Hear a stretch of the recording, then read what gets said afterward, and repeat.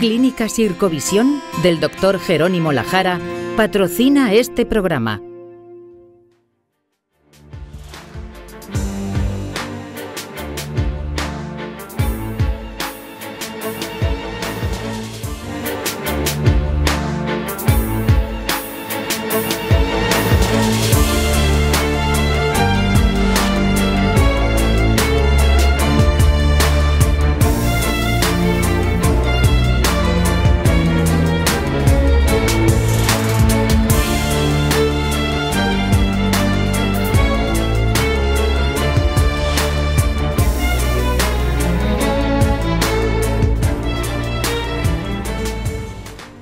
Bienvenido a La Salud en tus manos, un programa que hacemos aquí en Popular Televisión y que también emiten nuestros amigos del grupo Cadena Media.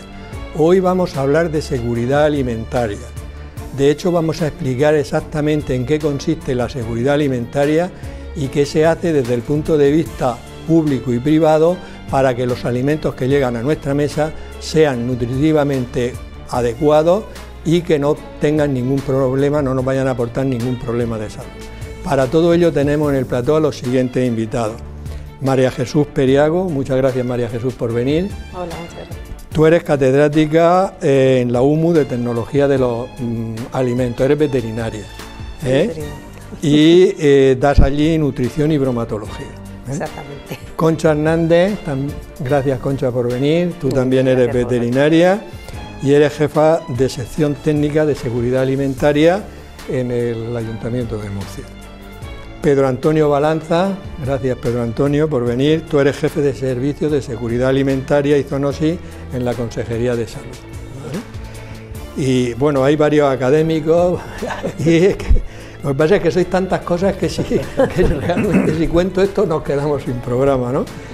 Y Vicente de Pablo, gracias Vicente por venir, gracias. Tú eres veterinario, eres profesor de la UCAM y eres director de la empresa Traza, que es un laboratorio y consultora de seguridad alimentaria. Gracias.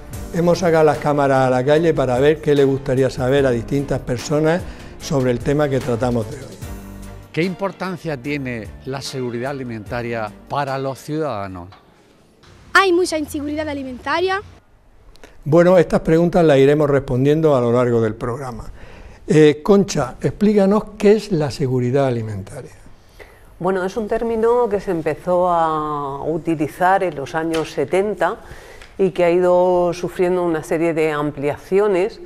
Entonces, si nos atenemos a la definición que da la OMS, dice que es el acceso de toda la población de una forma permanente a alimentos seguros, nutritivos y en cantidad suficiente para satisfacer las necesidades nutricionales, los requerimientos nutricionales y las preferencias alimenticias de la población.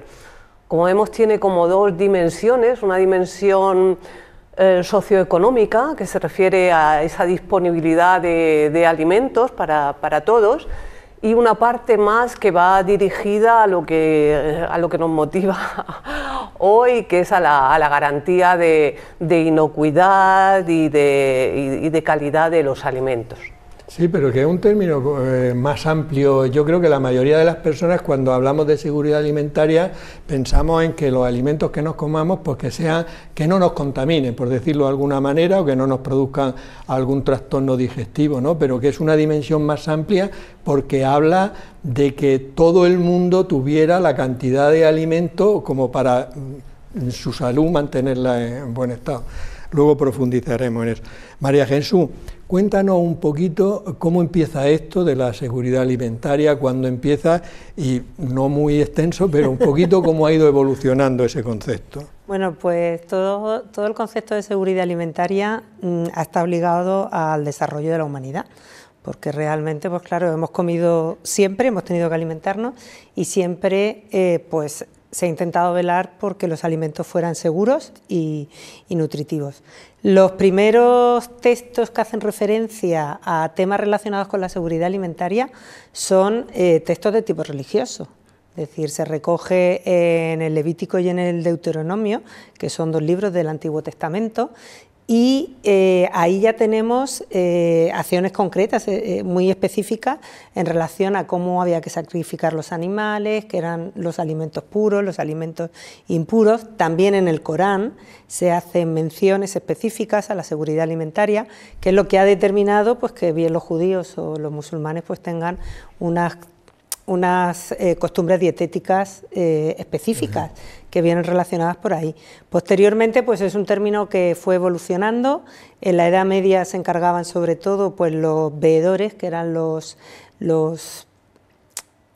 antecedentes a los veterinarios inspectores, por decirlo de alguna manera, los que se encargaban de la inspección, aunque en esa época lo importante era el disponer de alimentos para la población, más que la seguridad.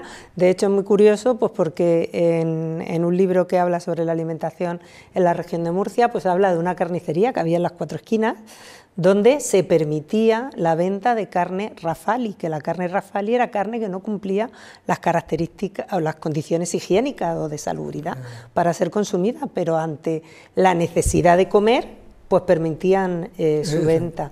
Y luego ya, pues en una época más moderna, pues empieza a revolucionarse pues con todo el avance científico, pues con las investigaciones de Pasteur, que vio que los microorganismos eran los transmisores de muchas enfermedades a través de los alimentos, la revolución de la pasteurización de la leche, que fue tan importante para prevenir la tuberculosis y para la difusión de la tuberculosis. Y luego, pues a lo largo del siglo XX ha habido 2 hitos muy importantes, que fue la intoxicación por el aceite de colza, que todos sabemos que todavía hay personas afectadas de aquel síndrome tóxico, y también pues a finales del siglo XX, en el año entre 98 y 2000, con todo el problema de las famosas vacas locas, que también fue un hito muy importante pues, para revolucionar o cambiar muchos aspectos de la legislación alimentaria y unificar la legislación en todos los países de la Unión Europea. O sea que realmente ha existido siempre una preocupación por la seguridad alimentaria. Lo que pasa es que, claro, cuando en la época de la Edad Media que tú has comentado, lo importante era obtener para comer, incluso se podía vender cosas que hoy en día desde luego no se podrían hacer, pero es que había que comer. Pedro, ¿cómo se controla hoy en día la seguridad de los alimentos? Pues bueno, pues dada la estructura social y económica de la industria alimentaria, pues la propia industria está obligada, ahora seguramente hablaremos de ello largo y tendido, a poner en el mercado productos seguros, y las administraciones públicas, así como resumiendo mucho, las administraciones públicas tenemos que velar porque esas empresas cumplan con esa normativa, con esos estándares mínimos de seguridad, y para eso se despliegan unos controles oficiales, cada administración en sus competencias, y así como en resumen, digamos que la empresa se autorregula en lo que se llaman los autocontroles, los obligatorios autocontroles, y las administraciones pues procuramos que esos autocontroles sean efectivos y que en última instancia se pongan productos seguros en el mercado, que lleguen al consumidor los productos seguros. Esto sería un poco el resumen. Y ahora después veremos lo que hace desde la consejería, lo que se hace desde el ayuntamiento, y de esa manera para que las personas que nos vean pues que sepan que realmente los alimentos llegan seguros, de manera habitual. Vicente, tú eres propietario de una empresa que se llama Traza, que el nombre ya hace referencia a la pregunta que te voy a hacer. ¿Qué aporta la trazabilidad en la seguridad de los alimentos? Bueno, pues la trazabilidad es uno de los planes fundamentales que cualquier operador económico tiene que tener implantada en su organización, como comentaba Pedro, y la trazabilidad nos permite rastrear cualquier alimento, materia prima o pienso en todas sus etapas de la cadena alimentaria, desde la producción hasta la venta al consumidor final. De hecho, en estos casos que desgraciadamente se oyen, ¿no?, sobre alertas alimentarias, gracias a la trazabilidad y a la búsqueda del lote, se permite por parte de las administraciones la inmovilización y la retirada en caso de que esos alimentos presenten un riesgo para la salud pública.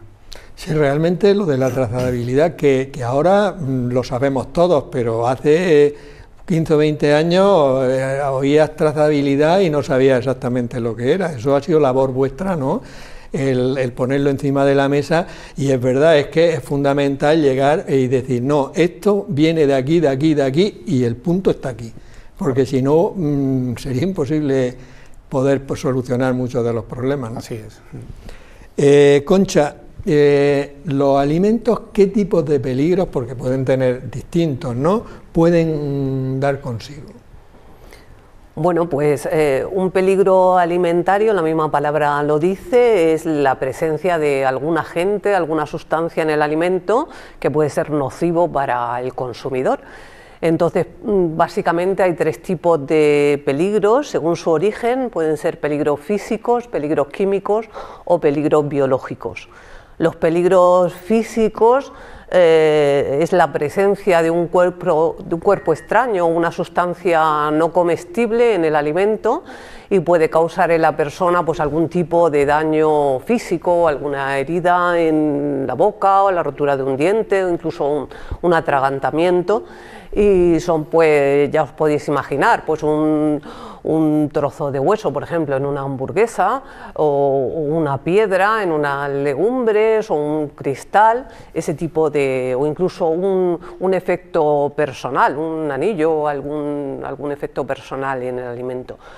Los peligros químicos pues hacen referencia a un abanico enorme de sustancias tóxicas para las personas y que pueden estar en los alimentos. Entonces pues hay peligros químicos derivados de la propia naturaleza del alimento, porque hay alimentos que tienen sustancias tóxicas, por ejemplo las setas venenosas, algunos tipos de pescados, son la solanina de las patatas, o sea, va en la propia naturaleza del alimento, ¿no?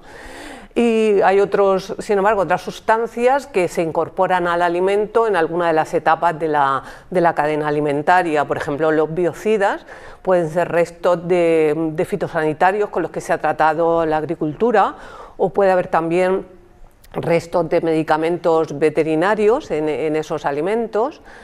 Incluso, pues a lo mejor durante el proceso de fabricación se han utilizado unos aditivos que no son los correctos, son una cantidad que no es tampoco la normalizada, y eso puede constituir un peligro para la persona. Luego hay también sustancias en el medio ambiente, por ejemplo los metales pesados o incluso algunos hidrocarburos, aromáticos policíclicos, en fin, sustancias contaminantes que también pueden estar en esos alimentos.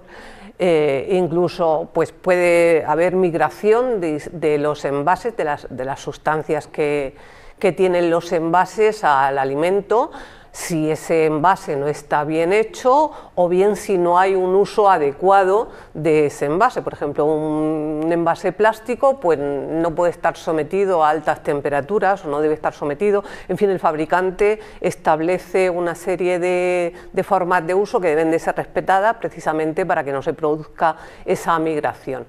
Y por último, pues podemos hablar de que incluso muchas veces un alimento que está en perfectas condiciones, al ser cocinado con una temperatura excesiva o en un aceite que no está en condiciones, puede generar unas sustancias que también no son muy saludables, por decirlo así, ¿eh? Estos peligros químicos son peligros que normalmente producen un efecto a largo plazo, supone más la acumulación repetida de tomar ese tipo de sustancias lo que provoca un problema para la salud.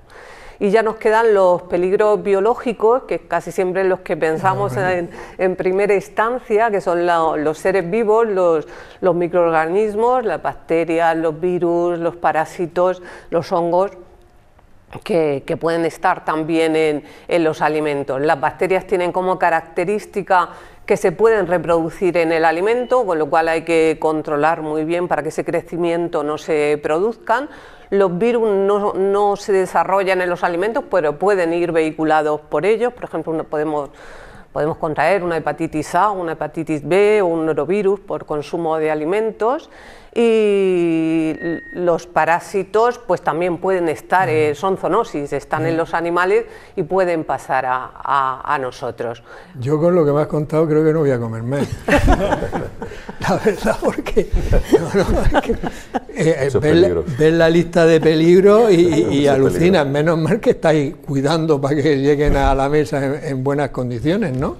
Porque incluso hubo una época que se habló mucho de la acrilamida, ¿no?, de alimentos que tienen hidratos de carbono y proteína, y cuando los sube a altas temperaturas se produce esa sustancia. Pero hubo una época que hasta hablaban casi de prohibir alimentos que tuvieran una determinada cantidad de eso, ¿no? Bueno, María Jesús, vamos a ver, Concha nos ha contado muchos peligros, pero los peligros importantes a día de hoy en los alimentos, ¿cuáles serían? Bueno, a ver, en este sentido hay que diferenciar peligro y riesgo. Peligro es el agente, que ya ha explicado muy bien Concha, que tenemos un abanico inmenso de agentes posibles que nos pueden producir daño a los consumidores, pero también hay que diferenciar el concepto de riesgo. Y el riesgo es la probabilidad de que aparezca ese peligro. De tal manera que podemos tener peligros que evidentemente en los programas de gestión de la seguridad alimentaria que se llevan desde las administraciones hay que tenerlos en cuenta, pues como puede ser la acrilamida mismamente, ¿no? Aunque luego igual el riesgo de aparición va a estar determinado por el tipo de alimento que tengamos. Entonces es muy difícil hablar de cuáles son los peligros más comunes o los que podemos encontrar más frecuentemente. Va a depender un poco del alimento del que hablemos, por decirlo de alguna manera. La Agencia Española de Seguridad Alimentaria tiene lo que es el sistema rápido de intercambio de información, que es un sistema de alerta, y ahí se recogen las principales alertas que se dan de peligros alimentarios para comunicarlos al consumidor. De hecho, es accesible porque por la transparencia, pues toda la información está disponible en la página web, y los principales peligros que aparecen pues son muy frecuentes los alérgenos, que también se mencionará un poco más adelante, porque son peligros químicos para determinado grupo de población. Son muy frecuentes también, se están dando muchos casos de alerta con peligros físicos, que realmente eso es raro, pero las últimas alertas recogen restos de plástico y restos de metal en determinados alimentos. Y a nivel microbiológico también se dan muchas alertas, sobre todo pues, de microorganismos que se han hecho más resistentes en el medio o en la industria alimentaria o en las empresas. Y entre ellos pues, tenemos, por ejemplo, la Listeria monocytogenes, que todos sabemos que causó un cuadro muy importante.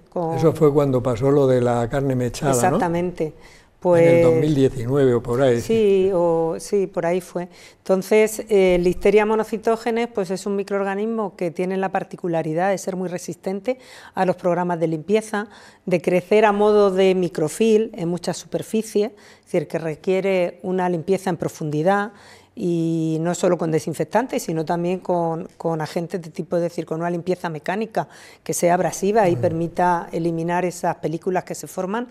Y en ocasiones pues lo que se detecta es bastante presencia de listeria en alimentos que están poco procesados. Por ejemplo, en leche cruda, en quesos elaborados con leche cruda, en muchos productos cárnicos. Sí, que por eso a las embarazadas esos alimentos no pueden tomarlos. Exactamente, porque la listeria es un microorganismo que a un adulto igual nos causa una gastroenteritis y poco más, pero bien a las personas inmunodeprimidas o a las personas embarazadas pues puede causar un daño para la salud bastante grande. Y sí que es verdad que esto está, yo cuando hace una revisión, como ahora tenemos la aplicación de los periódicos y tal, y revisa ahí, pues a ver lo que dice uno y lo que dice el otro, que la verdad es... y es raro el día que no sale una alerta alimentaria en los medios de comunicación, alerta alimentaria por la trazabilidad, el lote no sé qué, tal.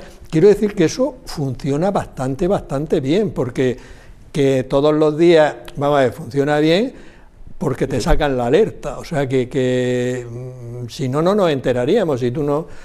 Y como tú dices, es bastante frecuente porque salen con mucha frecuencia, todos los días. Bueno, perdona, no quiere decir que sean todas de mucha gravedad. No, pero eso sí es. Todos Sí, yo al principio cuando lo leí hace tiempo, leía alerta alimentaria y ya te asustaba. Y luego, ahora lo lees y dices, bueno, pues que aparece una cosa en un lote, o sea, que realmente te lo sacan, pero que tiene como... Sí, no necesariamente tiene que ser muy grave, ni el alcance ni la gravedad. Pero también es importante decir que muchas de las alertas no llegan al final de la cadena alimentaria. Es decir, que dentro de esa responsabilidad que tienen las empresas de evaluar la calidad del producto que ponen en el mercado, muchas veces es la propia empresa la que detecta, la que lo detecta y entonces lo comunica, pero vale. No llega, igual el producto no ha llegado todavía al mercado, entonces comunica la incidencia en ocasiones, pero es decir que al final es un trabajo conjunto y ahí hay una labor conjunta entre la administración y las empresas alimentarias. María Jesús acaba de decir cadena alimentaria. Es un término que se utiliza con mucha frecuencia, pero ¿qué es exactamente la cadena alimentaria, Pedro? Pues la cadena alimentaria, si tuviera que definirla con una palabra, sería complejidad. O sea, por el propio desarrollo industrial de los últimos años, y en particular la industria alimentaria, pero en general, pues el avance ha sido tan grande que aparecen muchos operadores dedicándose a actividades parecidas o conexas, y el resultado es que es muy complejo, y nos damos cuenta de ello cuando hay una alerta. Los que gestionamos las alertas, te das cuenta que empiezas a tirar del hilo. Antes se ha hablado de la trazabilidad, Vicente, por eso es tan importante el concepto de trazabilidad. La trazabilidad te ayuda a investigar y por lo tanto solucionar dónde ha estado el problema, ¿no? Entonces la cadena alimentaria se ha puesto muy compleja porque, primero, lo compleja que ha sido por sí la tecnología de los alimentos, se ha hecho muy complejo, los alimentos tienen un nivel de procesado muy amplio, tú sabes, sobre todo María Jesús, que eres experta en eso, y a la vez la especialización de los distintos operadores. Y pongo un ejemplo, por ejemplo, allí hemos gestionado alertas, por ejemplo, una listeria en un producto listo para el consumo, es lo más habitual, y empiezas a tirar del hilo y resulta que desde, por ejemplo, un producto cárnico, pensemos en ese ejemplo, desde el pasto del prado o desde el animal que a lo mejor estaba pastando en Andalucía, resulta que fue a sacrificarse a un matadero de León y luego a una sala de especies de Francia, que a su vez lo vendió a un almacenista en Holanda, y de Holanda pasó al Reino Unido, sí, así, y no estoy exagerando, de tal manera que cuando hay que, digamos, tirar del hilo, por decirlo así coloquialmente, se puede hacer muy complejo, pero hay que hacerlo para poder retirar los productos que pueden estar pues generando problemas, ¿no? Es decir, que la cadena alimentaria es muy compleja y por lo tanto el control de esa cadena se hace a su vez complejo, pero en la sociedad actual y ya está, hay mucha variedad. Yo ahora mismo, conforme estaba hablando, me he acordado de dos ejemplos. Cuando los pepinos que le achacaban en Alemania la culpa de una historia y luego el tema de las dioxinas en los Países Bajos, por ejemplo, también, sí. que fueron temas muy complejos que al principio no se sabía exactamente dónde estaba la película. El tema del pepino, Juan, me has puesto en la boca el ejemplo más paradigmático seguramente de la trazabilidad. O sea, se nos achacó a España un problema tremendo con unas implicaciones de mercado y de pérdida de facturación en general, porque presuntamente una, creo que ministra se llama ahí en un Länder alemán, pues la ministra de Sanidad, o lo que equivale a la ministra de Sanidad, culpó en principio a un producto español. Claro, nos tuvimos que defender y demostramos, España me refiero, cuando digo demostramos me refiero a España, se demostró que realmente el problema no era originario, porque fuimos capaces con sistemas de trazabilidad modernos y sofisticados de llegar hasta incluso la parcela, o sea, la parcela no, el trozo de parcela donde se había regado esa planta. Y se comprobó que no venían de ahí. Pero bueno, el daño ya estaba hecho. O sea que pero sí realmente tú has dicho que la cadena alimentaria, una palabra es complejidad. Y ya queda claro que es, con los ejemplos que has puesto es... Como empiezo, termino la pregunta. Complejo. No es complejo, es tremendamente complejo, diría yo, ¿no? Vamos a ver, Vicente, tú como tienes una empresa de consultoría y trazabilidad, tendrá mucha relación con empresarios, ¿no? Entonces, ¿tú qué opinas de la visión del empresario en el tema de la seguridad alimentaria? Pues la verdad que el empresario actualmente habla bien porque si no, no te contratan, ¿eh? La realidad es que lo tienen totalmente impregnado en su propio ADN. El buen empresario tiene muy claro además que si no trabaja con un esquema de seguridad alimentaria y con una orientación enfocada a la seguridad alimentaria, no hay nada, no hay comercio, no hay intercambio de ese producto con otros operadores económicos y por lo tanto no tiene empresa. De hecho, actualmente con los medios de divulgación a través de redes sociales y comunicación, cualquier fallo que tenga un operador puede costarle toda su reputación en cuestión de horas. De hecho, bueno, actualmente la mayor parte de empresas están optando voluntariamente por esquemas de certificación voluntarios para acceder a esos mercados, como una llave que abre puertas y que permite la venta a otros mercados. Y los más frecuentes, que probablemente hayáis oído, pues son el sistema británico que se llama BRC y también un sistema franco-alemán que se llama IFS, que lo que permite es garantizar de forma voluntaria, o por lo menos minimizar el riesgo de la puesta en el mercado de productos que no sean seguros o inocuos, ¿no? Entonces, bueno, cada vez más, afortunadamente, el empresario lo tiene muy claro y opta por esos esquemas y por esos sistemas de trabajo.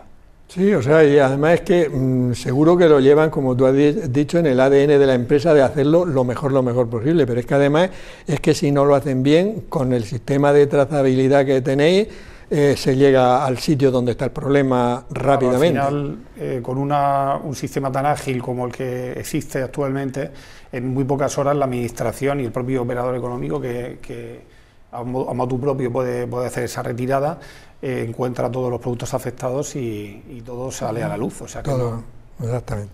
En nuestra sección Palabras de Médicos, nuestro profesor de latín y griego Juan Carlos Ferre y nuestra experta en traducción Mariluz Soler nos van a hablar sobre el origen de algunas palabras relacionadas con el tema de hoy. Muy buenas, en el programa de hoy vamos a hablar de la seguridad alimentaria. Pues empiezo con la palabra seguridad. Viene del latín securitas securitatis. Y tiene una evolución también curiosa, ¿no? Sí, es una regla que todos los estudiantes de latín sabemos bien, ¿no? Las consonantes oclusivas sordas entre vocales sonorizan. Por eso la C y la T pasan a G y B, ¿no? Como decimos que P taca pasa a bodega. P taca bodega. Anda que no repito yo esa regla ni nada en clase. Ya me imagino. ¿Y alimentaria?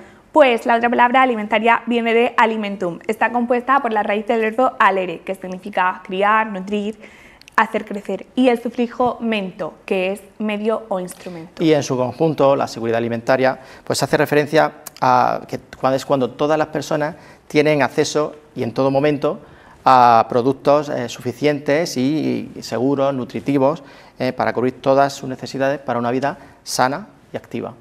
Es muy importante esta seguridad y que sean asequibles los precios de estos productos de primera necesidad. Si no, pues se fomentan indirectamente o directamente enfermedades como pues, la obesidad, la diabetes, la anemia. Por eso también es muy importante que los que están arriba y mandan vean este programa y nos hagan un poquito de caso. Palabras de médicos. Ya sabemos un poco más sobre el origen de estas palabras. Concha, tú te he presentado como la jefe de sección en el Ayuntamiento de la Seguridad Alimentaria, etcétera.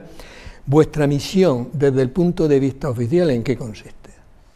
Bueno, nosotros como Ayuntamiento somos la administración más cercana al ciudadano y entonces pues nuestro control va dirigido precisamente al último eslabón de la cadena alimentaria, que ya es el servicio, la venta al consumidor final, en colaboración siempre con la comunidad autónoma, con la Consejería de Sanidad, pues hacemos controles, inspecciones en establecimientos de restauración, restaurantes grandes, cafeterías y también en minoristas de venta de alimentos, supermercados, carnicerías, pescaderías. Hacemos especialmente hincapié en nuestras plazas municipales porque son de gestión municipal y queremos ahí dar el ejemplo de la máxima calidad y el máximo nivel. Y luego también invertimos mucho tiempo y mucho esfuerzo en el control de los establecimientos no permanentes, los establecimientos ambulantes, por ejemplo los mercadillos, que tienen muchos puestos de alimentación, y otros establecimientos que se ponen también con motivo de las fiestas locales. Seguro que todos habéis consumido alguna vez, habéis ido a comer a una barraca o a un huerto, pues ese tipo de establecimientos, no solamente en fiestas locales, ahora con motivo de cualquier evento deportivo o cultural, pues tiene su parte gastronómica con los conocidos ya food truck, que son camiones, restaurantes que se desplazan de un sitio a otro. Entonces ese fundamentalmente nuestro campo de trabajo. También atendemos las reclamaciones que puedan hacer los consumidores referentes a este tema, algún consumidor que se queje de algún alimento que ha comprado, que le han servido, de las condiciones que ha podido observar en un establecimiento concreto. Pero vamos a ver, has citado muchas cosas, o sea, las plazas, los mercados semanales que a veces venden también alimentos, los acontecimientos, etcétera, etcétera.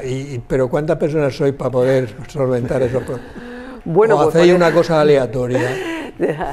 Bueno, ahora mismo somos como 4 inspectores y por eso he dicho que trabajamos un poco en colaboración con la consejería. ¿Os lleváis bien? Sí, nos llevamos muy bien. Nos llevamos muy bien. Qué remedio, mira lo que dice Pedro, qué remedio. Nos llevamos bien. Aún hay esfuerzos porque si no esto sería imposible, ¿no? Es que sería imposible absolutamente. Sí, la coordinación es fundamental y entonces el intercambio de información entre nosotros y... Pero el control... habiendo tanto establecimiento, o sea, no todos los días se puede ir a todos los sitios, sino que se hace aleatoriamente, ¿no? Claro, efectivamente, es un poco lo que decía María Jesús, se atiende al riesgo, se prioriza la inspección de los establecimientos de más riesgo, tiene que ver pues con su capacidad, con el tipo de alimento con el que trabajen, con sus antecedentes, si han tenido algún problema anteriormente, pues está uno más encima, ¿no? Se está más encima de ello. Por supuesto no se puede abarcar el 100%, es imposible, y más en nuestra región y en nuestro municipio, que ya sabéis que bueno, pues lo celebramos todo comiendo y cada vez hay más establecimientos de este tipo. Muy bien. María Jesús, ¿y el consumidor qué papel juega en el tema de la seguridad? Pues bueno, el consumidor es el último eslabón de la cadena. Es decir, de esa cadena tan larga y tan compleja que ha comentado Pedro, los consumidores somos el último eslabón y tenemos que garantizar también la seguridad alimentaria. Es decir, que cuando el alimento lo compramos en el supermercado o en el mercado o en el establecimiento que lo compremos y al final lo llevamos a casa, pues tenemos que saber cómo tenemos que manipularlo correctamente para evitar que en el hogar pues se produzca la infección. Se produzca la infección o la contaminación. Exactamente, o alteraciones. Es decir, que introduzcamos el peligro dentro del ámbito doméstico. En este sentido, pues la Organización Mundial de la Salud también tiene como una especie de decálogo y una serie de principios que son los que deben de respetar los consumidores en relación con la seguridad alimentaria y que muchas veces pues en la época de verano, que es cuando es la época más peligrosa también desde el punto de vista de la seguridad alimentaria, pues la Administración suele intentar recordarle a los consumidores, pero al final son prácticas que debemos de mantener a lo largo de todo el año. Es decir, el lavarnos bien las manos a la hora de preparar los alimentos, el mantener los alimentos refrigerados a las temperaturas adecuadas, el cocinar completamente los alimentos, si los cocinamos y los vamos a comer después, pues refrigerarlos lo más rápido posible, no dejarlos a temperatura ambiente hasta el día siguiente, evitar la contaminación cruzada, que es cuando utilizamos pues los mismos utensilios, bien la tabla de corte o bien los cuchillos para cortar alimentos crudos. Tengo ahí una serie de preguntas de esas porque son muy interesantes. Yo leí un libro hace tiempo sobre seguridad alimentaria, desde luego no tenía ni idea de todo lo que estáis hablando, pero era muy práctico, que luego si nos da tiempo haremos algunas preguntas, porque la verdad que yo el otro día, esto pasa, oye, que las lentejas esas hay que terminar de hacerlas y meterlas al frigorífico, no esperarnos a las 7 de la tarde tocando la olla para ver si se habían enfriado, o sea, que eso lo hace todo el mundo, o sea, todo el mundo espera que se enfríe porque cree que si lo mete en el frigorífico, de hecho esa es una de las preguntas que tenía, si nos da tiempo hablaremos de eso. Vale. Pedro, tú estás en la comunidad, en la Consejería de Salud, nos ha dicho Concha su ámbito de actuación. ¿Vuestro hábito de actuación dónde? ¿Ámbito? Pues bueno, en realidad en España, tal y como está la estructura administrativa y política del Estado, en realidad en materia de control alimentario, las comunidades autónomas tenemos el grueso de las competencias. Y luego, en función de cada comunidad autónoma y los convenios que tenga con su administración local, los ayuntamientos sobre todo en nuestro caso, pues como Concha ha dicho, nos distribuimos un poco las competencias, sobre todo en establecimientos minoristas, bares o en comercios, que algunos ayuntamientos, afortunadamente en Murcia, pero no todos los de la región, porque hay que decirlo, y yo soy de Cartagena y si no lo digo reviento, Cartagena no tiene inspectores veterinarios, si se me permite el... Bueno. No, está muy bien que lo digas para que los pongan. Sí, igual creo que es una buena reivindicación. En otros programas, cuando la región de Murcia hace cosas en salud, que somos pioneros absolutos, por ejemplo, en el tema de trasplantes o en el tema, por ejemplo, del pian, hay muchos temas en los cuales la Comunidad de Murcia está en un nivel altísimo, pero también cuando los profesionales que vienen aquí dicen, oye, mira, es que la unidad de cardiología infantil necesita más gente porque hay muchas cardiopatías, ¿no? Pues también lo decimos, porque si no hay en Cartagena no hay pues eso, veterinarios suficientes para control, que los pongan. Pues eso, el caso es que el grueso de las competencias es de las comunidades autónomas y pues atendemos todos los establecimientos a lo largo de toda la cadena alimentaria, que ya he dicho antes bien claro que es amplia, ¿no? En el caso de la Consejería de Salud quedaría excluido el sector primario, es decir, la agricultura y la ganadería, pero el resto de toda la cadena hasta el consumidor final pues es competencia de las comunidades autónomas y en su caso con los ayuntamientos. Eso significa pues mucho trabajo y mucha complejidad, y antes de que me preguntes el número de profesionales, menos de los que... Te lo iba a preguntar. Hay que atender conforme al riesgo, como bien ha dicho Concha, es imposible atender, por ejemplo, solo los bares que hay en la región de Murcia, pues sería imposible atenderlos a todos. En definitiva, establecemos unos planes conforme a un riesgo y atendemos conforme a criterios, priorizamos conforme a riesgos y más o menos parece que no lo hacemos mal del todo. Tenemos porque no se oyen de que haya cuadros... Bueno, crisis hay de vez en cuando. Hombre, alguna vez hay, sí, pero que es que 1,5 millones de personas comemos todos los días. Por eso las empresas funcionan bastante bien. En muchos sitios distintos a veces, cada una persona. Sí, ¿no? La procedencia de muchos sitios, en fin, ya lo he dicho. Entonces las empresas funcionan bastante bien, como bien ha dicho Vicente, están bastante concienciadas y nosotros también estamos bastante encima para procurar que no se desvíen mucho. Y bueno, pues el resultado es razonablemente bien, salvo alguna crisis de vez en cuando. Tiene que haber crisis para que se vea que la cosa está... Vamos a ver, Vicente, hemos visto el papel de los ayuntamientos, de la consejería, pero los laboratorios acreditados, ¿qué aportan a la seguridad alimentaria? Bueno, un laboratorio acreditado es un laboratorio que está reconocido por la Entidad Nacional de Acreditación, ENAC, y eso quiere decir básicamente que tiene una solvencia técnica garantizada.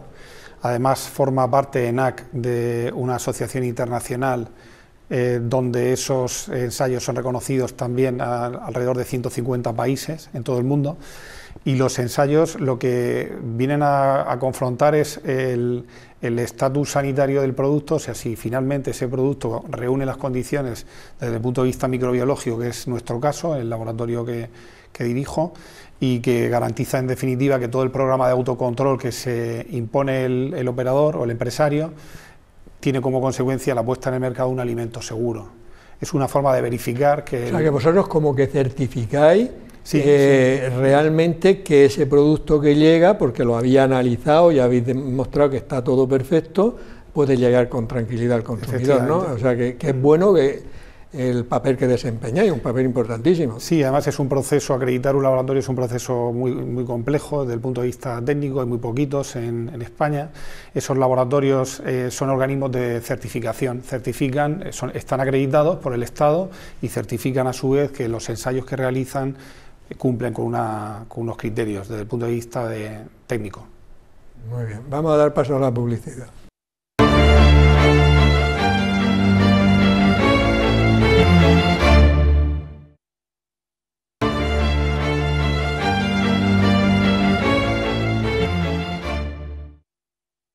Concha, háblanos de la seguridad de los alimentos que consumimos fuera del hogar, en bares, restaurantes, lo que has dicho tú antes de los camiones estos, tal, que ahora están muy de moda, vienen ahí chefs famosos a que nos comamos las hamburguesas, nunca se les ocurre poner unas verduras, que hamburguesas. Y la importancia de la elaboración de estos productos. Bueno, pues evidentemente tiene muchísima importancia que todos estos establecimientos sigan unas buenas prácticas de higiene y de elaboración. Entonces, pues hay que contemplar múltiples aspectos, pues desde el diseño de las instalaciones, que tienen que ser unas instalaciones adecuadas, que eviten eviten la contaminación cruzada. Por ejemplo, a la hora de un lavamanos, pues se pide que sea de accionamiento no manual, para que con las manos no se recontamine otra vez el producto limpio o el alimento ya listo para ser consumido.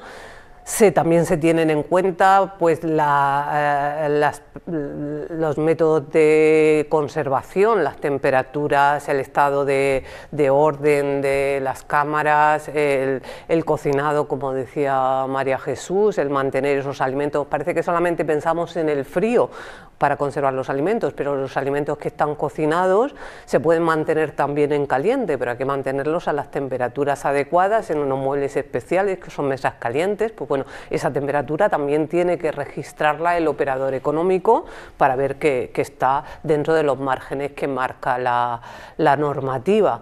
Y luego tenemos una figura importantísima en este tipo de establecimientos, que es el manipulador de alimentos, que es el trabajador que está en contacto con esos alimentos, que tiene que tener una formación adecuada, específica a su puesto de trabajo, actualizada, y con esos conocimientos pues saber cómo debe trabajar, qué prácticas puede hacer, qué prácticas no están permitidas, saber que él mismo puede ser fuente de contaminación de los alimentos, porque todos podemos ser portadores sanos. En fin, es un campo muy amplio. Y luego, sobre todo, la limpieza del local sería, como si dijéramos, la primera norma. Yo lo que le diría a los consumidores es que cuando entren en un local que no vean limpieza, pues que más bien se abstengan de consumir en él, porque eso desde luego es el objetivo número uno. Vale. Vamos a ver, María Jesús, ¿qué papel tiene el etiquetado en la seguridad alimentaria? La etiqueta de los alimentos es también una herramienta de seguridad alimentaria, y eso es algo que los consumidores desconocen, porque nos centramos mucho en la lista de ingredientes, nos centramos mucho en la tabla de composición nutricional, pero para determinadas personas la información que se transmite a través de la etiqueta es fundamental, sobre todo porque podemos detectar los peligros químicos que hemos dicho antes, que son los alérgenos. No solamente para personas que tienen intolerancias o personas que son alérgicas, que son, desde el punto de vista médico, son dos procesos distintos, sino para personas que de forma específica, por sus problemas metabólicos, no toleran un determinado ingrediente, como puede ser, por ejemplo, los fenilcetonúricos.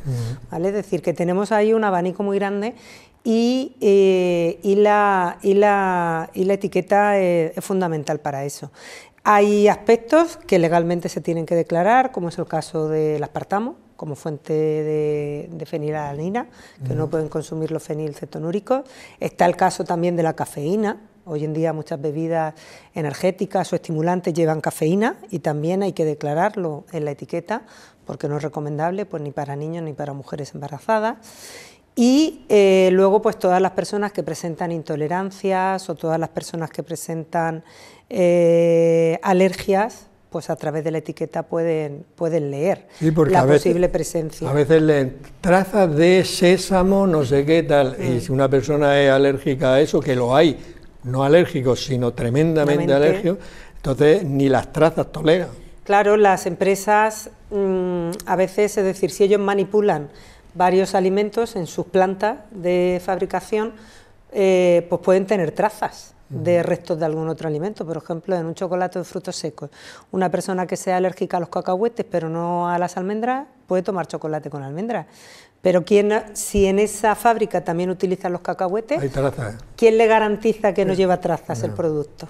Y ya dependiendo de la sensibilidad de cada uno, entonces al final pues bueno, es un mensaje que ponen las empresas para su seguridad.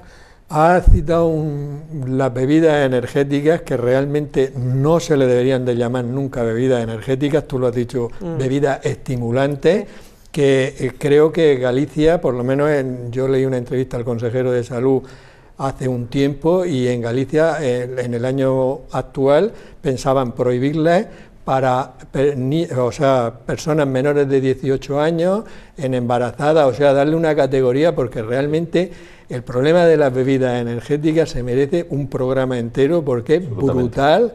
Sí. Y lo que la gente no sabe, una bebida estimulante, más llamada energética, es realmente un alimento ultraprocesado, porque no es un alimento, es que cogen cafeína, taurina, azúcar, o sea, un alimento ultraprocesado, y muchos padres por desconocimiento, por no saber exactamente que son como que no son las bebidas deportivas, pues se las dan a los niños incluso. O sea, que las cifras de consumo son tremendas. Son altísimas.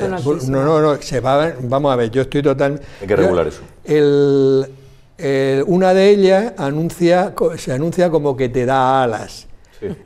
Sí, pero al que le ha dado alas es al dueño que tiene un avión privado, a los demás nos da pocas alas, ¿sabes? Y alas a las puertas de urgencias algún niño que ha tenido ya problemas. Sí, bueno, y hace un tiempo salió pues el chico este que se murió porque además le habían metido la llamada coca rosa, que ni es coca ni es rosa, o sea que vamos, es un derivado de la ketamina. Ah, sí, de la ketamina. De la ketamina, o sea que fíjate por dónde vamos. Y ahí todo el mundo, y luego los jóvenes, como el alcohol a las dosis que se toman es depresor, claro, se toman el estimulante y pueden seguir bebiendo, con lo cual... Sí, se estaba analizando el efecto de esas sustancias, desde luego.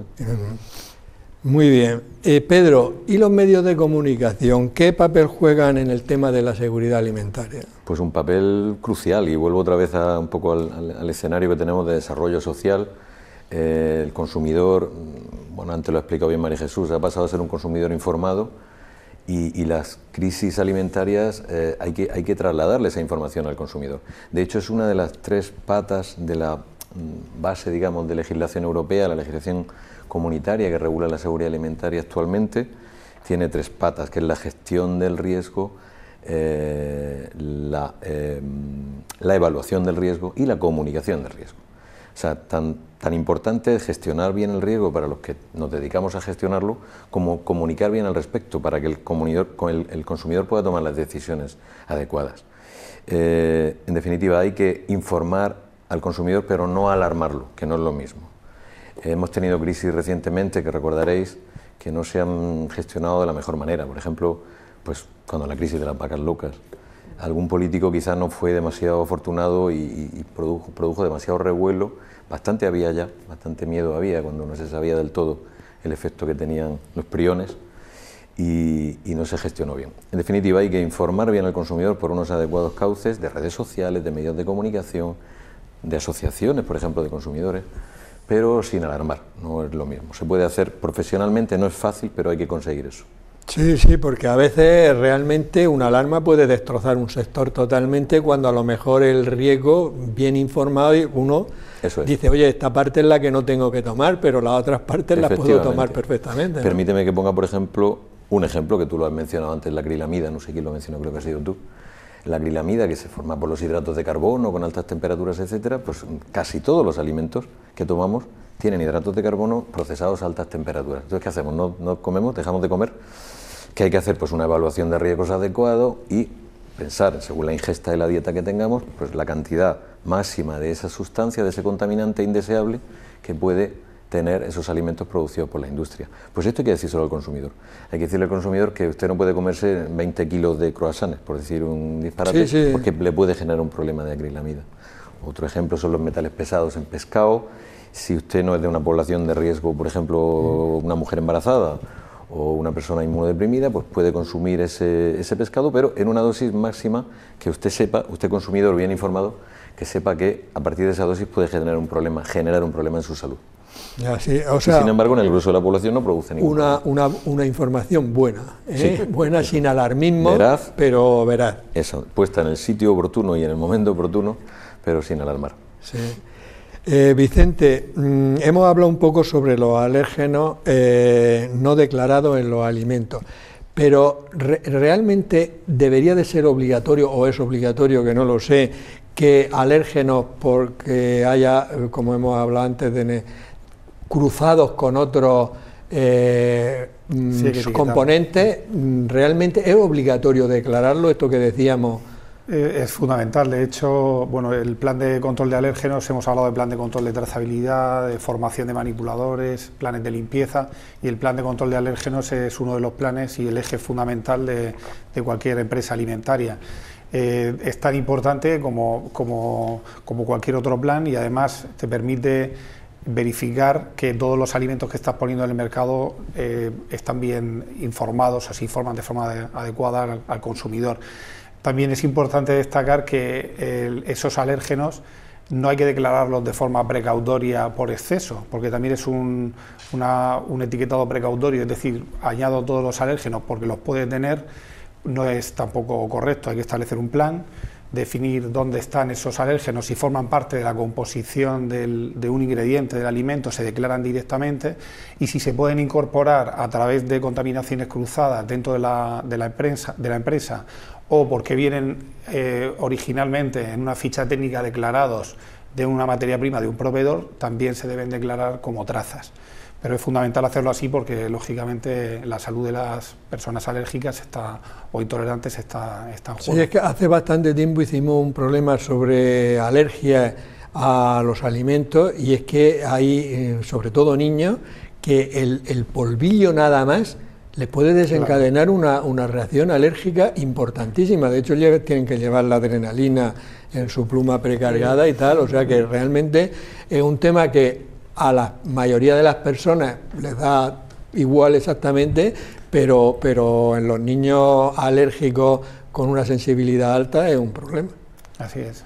En nuestra sección Me lo compro, me lo como, no me lo compro, no me lo como, nuestros nutricionistas de Plan Mediterráneo, Pedro Lillo e Irene García, nos van a hablar hoy de los cereales. Cereales, me los compro, me los como, no me los compro, no me los como. Estos cereales son producto estrella para las dietas de adelgazamiento, deportistas. En la tele vemos que la gente los toma por la mañana, por la tarde y por la noche. ¿De verdad esto es tan bueno? Bueno, dependerá de la marca comercial y el tipo de composición, pero por lo general, por no decir el porcentaje mayoritario, pues no. Es decir, observamos una vez que desglosamos, vemos los ingredientes y la información nutricional, que no es así. Si te parece, lo leemos concretamente estos y vamos viendo. Claro, porque además estos que son de chocolate es como, bueno, me estoy cuidando y disfrutando al mismo tiempo. Vamos a ver qué hay de cierto. Muy bien. A ver, ingredientes: copos tostados de arroz, y por lo tanto desarrolla en la tabla de ingredientes arroz al 41%, trigo integral, 32% chocolate negro, 13% pasta de cacao, azúcar, grasa de leche, emulgente, azúcar, cebada, harina de malta, cebada, sal, extracto de malta, niacina, hierro. Bueno, es un número tremendo de ingredientes, y por lo tanto ya sabemos a partir de este momento que es un alimento ultraprocesado. No hay que leer mucho más.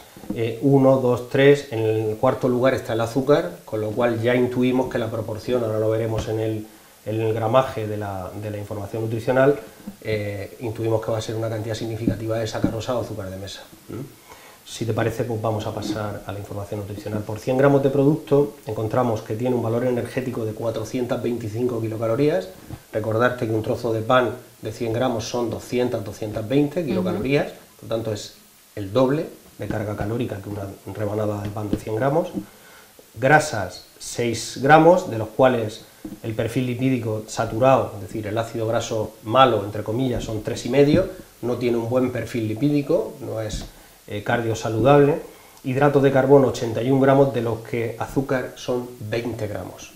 Son 2 cucharadas soperas de azúcar de mesa, sacarosa.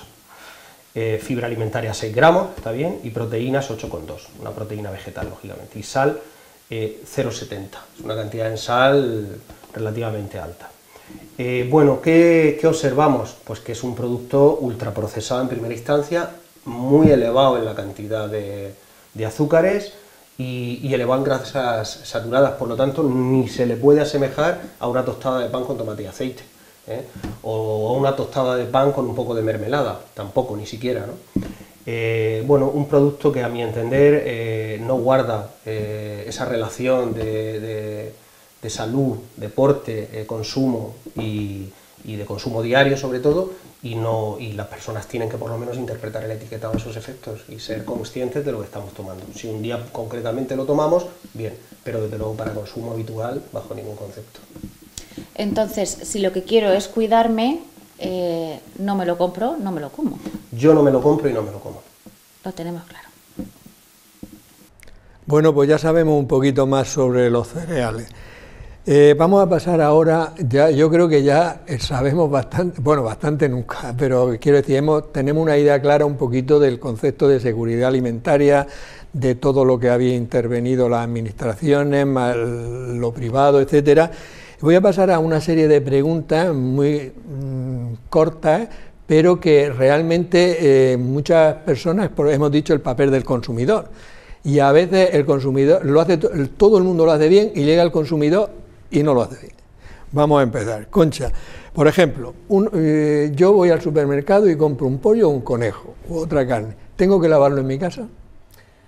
No es conveniente. A ver, ese tipo de carnes pueden llevar algunos microorganismos. Si nosotros metemos esa carne debajo del grifo, puede salpicar el agua y puede hacer que ese microorganismo se extienda por la cocina o incluso llegue a nuestra ropa, a nuestras manos. Entonces, esas carnes, si se cocinan bien, no tienen ningún peligro, pero puede ser que en ese proceso de lavado contaminemos otro alimento que ya esté listo para ser consumido y entonces el peligro lo pasemos a otro alimento. Y sobre todo esto es cuando en algún supermercado encima te lo dan en una bandeja que teóricamente ya está preparado para no tener que lavarlo, ¿no? Es que hay muchas personas que dicen, bueno, pero yo lo lavo. Porque como con más seguridad. Ajá. Y realmente es menos seguridad. Sí. Si lo hiciéramos tendríamos que tomar la precaución esa de que no salpicara y luego lavar bien con agua y jabón toda la encimera alrededor, o sea, tomar una serie de precauciones para que no se pueda dar esa contaminación cruzada. Muy bien. María Jesús, una cosa que hacemos todos mal, al decir todo yo hablo por mí, ¿no? Vamos a ver, casi todo el mundo, por lo menos de las personas que yo conozco, ponen la leche y los huevos en la puerta del frigorífico. ¿Es el mejor sitio para que esté en la puerta del frigorífico o no? Bueno, los frigoríficos vienen diseñados para ponerlo ahí realmente, ¿no? Es decir, que lo hacemos todo. Realmente no hay mucho problema. En el caso de los huevos tienen una vida útil de 28 días desde la puesta, ¿vale? Entonces normalmente o bien viene la fecha de caducidad en el estuchado o va individualmente en los huevos. Los huevos tampoco es necesario tenerlos en el frigorífico, porque cuando los compramos a temperatura ambiente. ¿Qué ocurre? Que el huevo, conforme está a temperatura ambiente, se produce un envejecimiento por una degradación de la clara y se hace la clara más fluida y sobre todo por acción de las enzimas. Si los tenemos en el frigorífico vamos a retardar ese proceso. Entonces no es por un problema microbiológico, sino por mantener su valor nutricional. Entonces, en el caso de los huevos no hay problema. En el caso de la leche, si consumimos leche esterilizada o leche UHT, que es la que habitualmente consumimos, realmente esas leches son conservas, porque están tratadas térmicamente para destruir todas las bacterias presentes.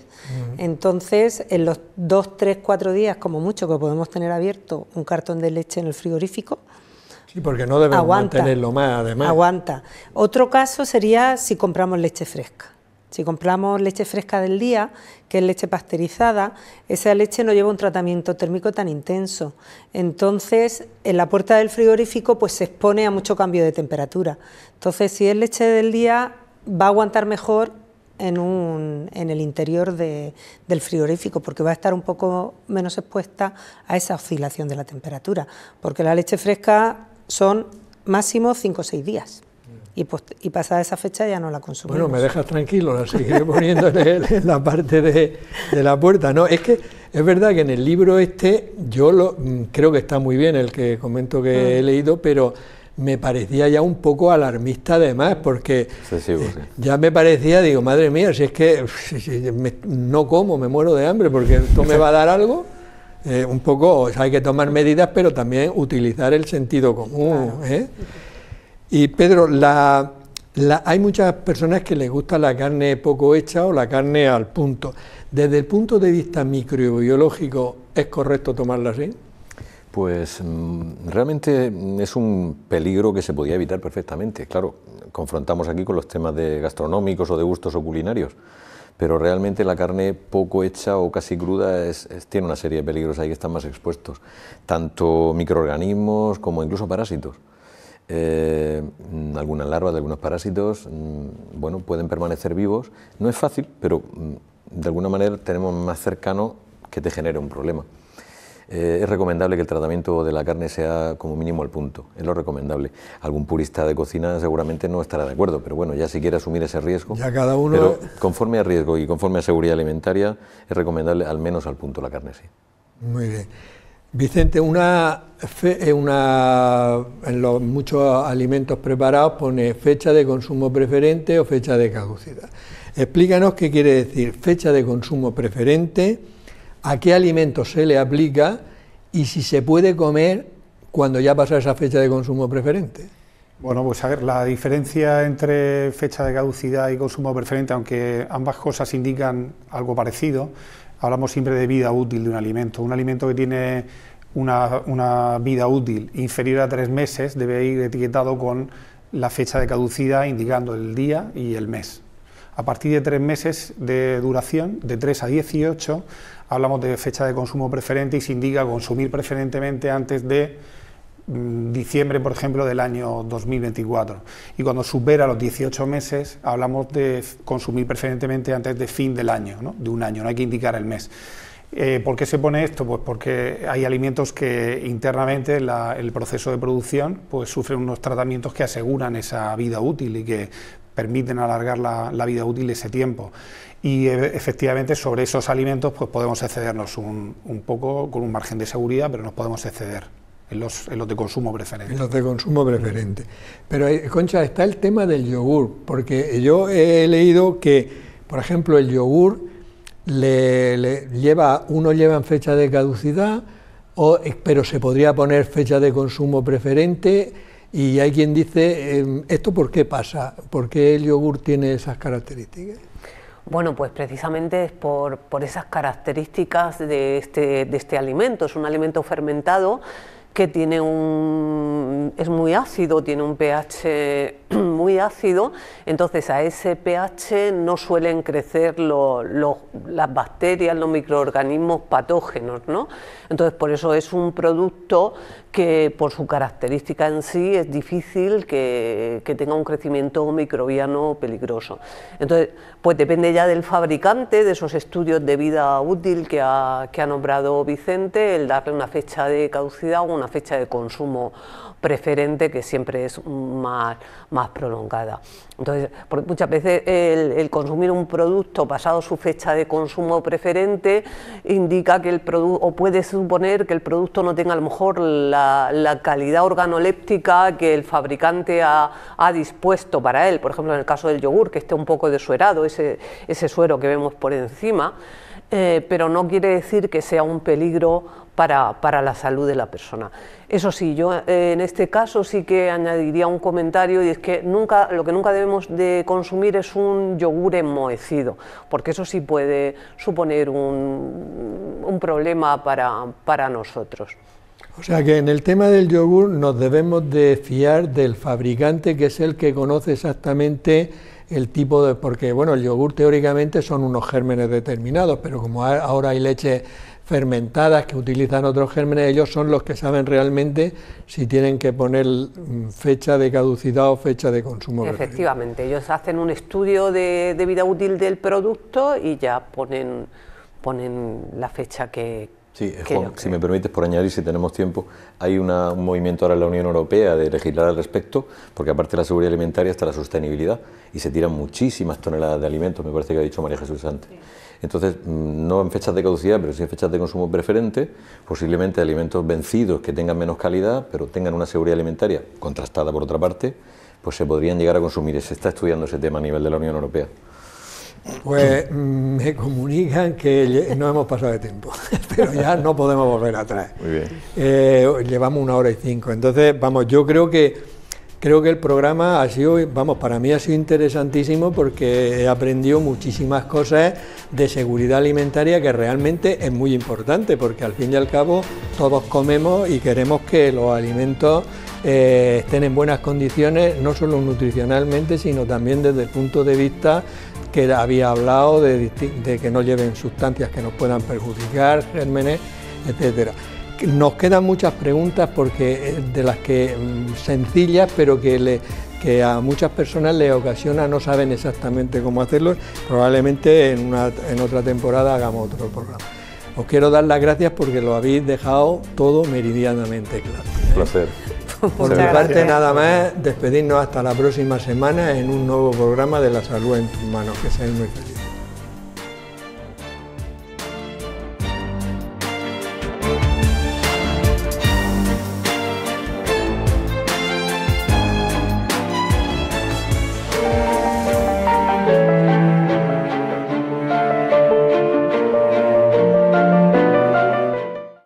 Clínica Sircovisión del Dr. Jerónimo Lajara patrocina este programa.